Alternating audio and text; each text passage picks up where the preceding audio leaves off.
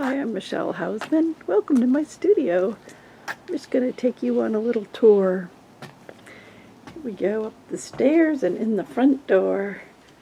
The studio was designed in 2012, and I've been a painter for the past 20 years or so.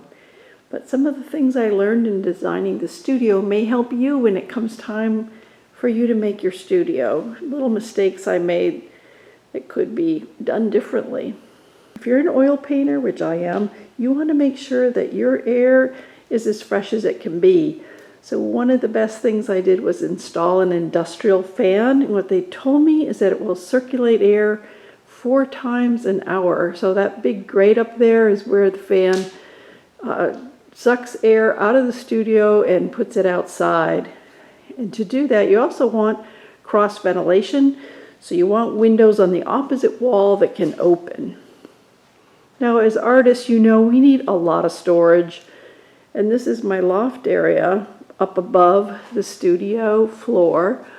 Initially, the designer had wanted it to be at 8 feet from the floor, but for me, it felt like that really came too close to eye level, and people coming to an art show here would be able to see all my boxes and canvases and all the things I had up there. So we pushed that up another foot, so it's 9 feet off the floor, and I have a pull-down ladder that completely disappears.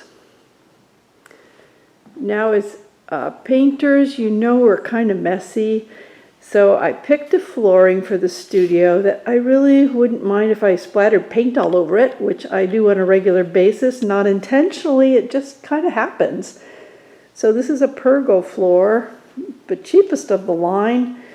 It's pretty thin, but it has a layer of kind of foamy stuff that goes under it that's laid down before the floor goes on. So it gives you a little bit of cushioning under your feet.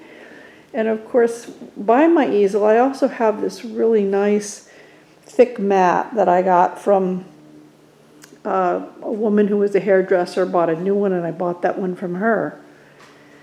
Now, one of the things we do a lot of, and I do it myself, is framing. So I have a counter space where I can stand at the counter and put frames on paintings.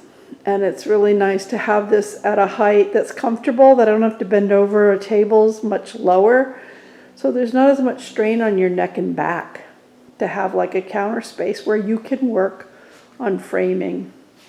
I have the luxury of a little stove, so if I'm entertaining, I can bake cookies.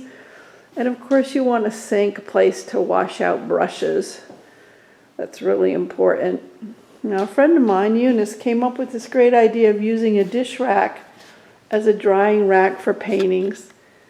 So look at this. That's a great idea of how I can use the dish rack and have my paintings drying. Other important things the studio has that's really helpful to me, of course, you need a computer. Now, one of the mistakes I made was not getting some good shades for these windows. We just took down a big pine tree, so in the late afternoon, I'm really getting a lot of really bright sun in those windows, and it's time to buy some shades for them. The studio right now is set up as an exhibition space. Usually, this big rack with paintings on it is not here. It's taken down, it comes out in pieces, and then I have a door onto a porch. And outside on the porch, covered porch, is where I do my varnishing and anything that's really toxic. Sometimes I'll paint frames out there, anything to bring the smells and stuff that's not good to breathe out of the studio. So the other important aspect of a studio is lighting. You want to have good lights to light your paintings so you can see them well. And I can kind of show you that when I turn on some lights. You might see a change here. Now there are different kind of lights that are made. Now these are track, and I've just been replacing them all with LEDs to cut down on power usage for my big wall. And my mistake in designing this was that the electrician asked me, where do I want all the switches? Well, I thought, well, you want them along that back wall. So I have switches for the track lighting all along the back wall, and instead of put the entire bank of lights by the door, so when you come and go, you can turn the lights on in one place, and when you leave, you turn the lights off in the same place. Where for me, I have to walk the back wall first and remember to get all of them shut off before I leave. So those are some basic tips for you, and it's a really fun place. We made it large enough for workshops. Groups can come here and meet, and I have plenty of space to create large work and get back from it by walking back and forth to my easel.